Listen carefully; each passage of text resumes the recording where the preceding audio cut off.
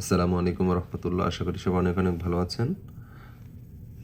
Urology practice করতে গিয়ে রোগীদের বিভিন্ন যৌন রোগের হিস্ট্রি যখন শুনি তখন অনেক অনেক জিনিস আমরা নতুন করে এক্সপ্লোর করি এবং রোগীদেরও হাজারো রকমের প্রশ্ন থাকে আমাদের কাছে। রোগীদের যে এই 101 রকমের প্রশ্ন আছে, এই প্রশ্ন থেকে আমি সবচেয়ে গুরুত্বপূর্ণ কিছু প্রশ্ন আমি আপনাদের অ্যান্সার দেওয়ার চেষ্টা করব।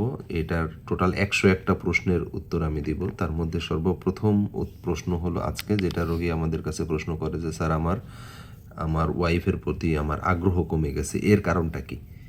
আগ্রহ তো আর কোনো শারীরিক অসুস্থতা না, এরকম অনেকেই জিজ্ঞাসা করে। তাহলে সেক্ষেত্রে কী করা যায়? এই আগ্রহ কমে যাওয়া, এটাকে মেডিকেলের ভাষায় অনেক সময় লস অফ লিবিডো বলা হয় বা attraction to the opposite partner, এরকম অনেক রকম টার্ম ইউজ করা হয়। এই আগ্রহ কমে যাওয়ার পিছনে যদি একটা আপনি ওভারঅল সিনারিও চিন্তা করেন তাহলে আপনি খুঁজে পাবেন যে আসলে কেন আপনার আগ্রহ কমে গেছে। আগ্রহ কমে যাওয়ার ক্ষেত্রে সবচেয়ে গুরুত্বপূর্ণ যে কারণগুলো আছে আমি সেগুলো বলার চেষ্টা করব। সর্বপ্রথম যে কারণটা আমাদের সামনে আসে সেটা হলো কিছু সাইকোলজিক্যাল ফ্যাক্টর। সাইকোলজিক্যাল ফ্যাক্টরের মধ্যে যেমন জব রিলেটেড যদি স্ট্রেস থাকে, যে মানুষটা ভোরে 7টার সময় অফিসে যায়, রাত 10টা পর্যন্ত অফিস করে, সেই লোকটা বাসায় আসার পরে এই ক্লান্তি নিয়ে তার ওপর মানে পার্টনারের প্রতি আগ্রহ দেখাবে, তখন তার আগ্রহ আসে না টায়ার্ডনেসের জন্য।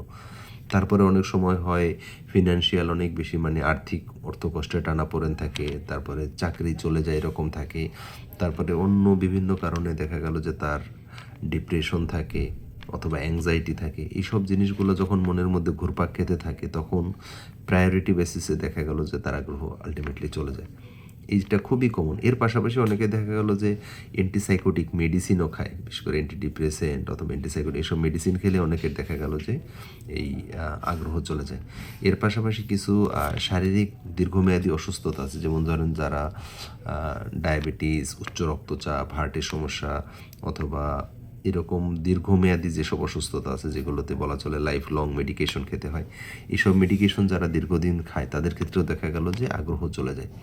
এর পাশাপাশি কিছু কন্ডিশন আছে, যেমন যাদের ঘুম ঠিক মতো হয় না অথবা দেখা গেল যাদের কাজের পরিবেশ ভালো না, এরকম কিছু কন্ডিশন আছে যে যারা সবসময় খুব বিরক্ত থাকে, এদের ক্ষেত্রেও দেখা গেল আগ্রহ চলে যায়। শারীরিক আরেকটা কন্ডিশন খুব গুরুত্বপূর্ণ, সেটা হলো যাদের স্লোলি ওয়েট গেইন হচ্ছে। ওয়েট গেইন হলে কেন আগ্রহ চলে যায়? এটা আসলে শরীরে হরমোন রিলেটেড। যখন মানুষের ওজন বৃদ্ধি হতে থাকে তখন যে নতুন করে ফ্যাট সেলগুলো তৈরি হয়, এই ফ্যাট সেলগুলো আমাদের যে ফ্রি টেস্টোস্টেরনগুলো আছে এই টেস্টোস্টেরনগুলোকে বাইন্ড করে ফেলে, যার ফলে দেখা গেল যে আমাদের বডিতে টোটাল টেস্টোস্টেরনের পরিমাণ ঠিকই থাকে, কিন্তু যে রেডি অ্যাভেলেবল যে টেস্টোস্টেরন তার পরিমাণ কমে যায়। এটা কমে গেলে দেখা গেল অনেকের আগ্রহ চলে যায়, এরকম হতে পারে। সুতরাং ওয়েট গেইনটা একটা মানে বিপজ্জনক। এর পাশাপাশি যাদের টেস্টোস্টেরন হরমোন প্রোডাকশন কমে যায়, বিশেষ করে অ্যারাউন্ড 40 বা 45 ইয়ার্সের পরে দেখা গেল যে পুরুষের টেস্টোস্টেরন হরমোনের সাপোর্ট কমতে থাকে।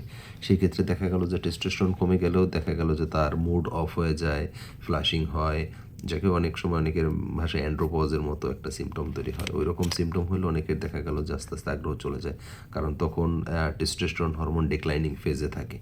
এর পাশাপাশি আরও বেশ কিছু কারণ আছে, বিশেষ করে যারা লং টার্ম স্মোকার, যারা তারপরে যারা দীর্ঘদিন অ্যালকোহল বা এডিকশনের মেডিসিন যারা দীর্ঘদিন ধরে খায়, এদের ক্ষেত্রে দেখা গেল যে আগ্রহ চলে যায়।